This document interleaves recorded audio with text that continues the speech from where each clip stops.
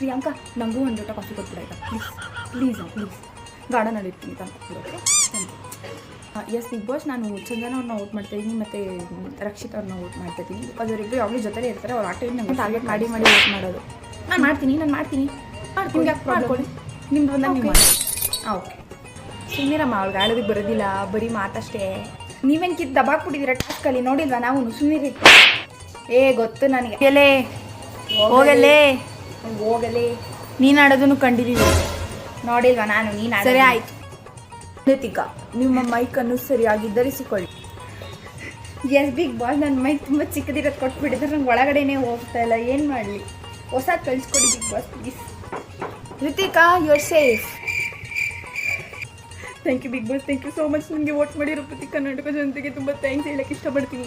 ಎಲ್ಲರಿಗೂ thank you. ಇಷ್ಟೊಂದು ಪ್ರೀತಿ ಇನ್ನು ಆಟ ಶುರು ಮಾಡ್ತೀನಿ ಒಬ್ಬೊಬ್ರಿಗೂ.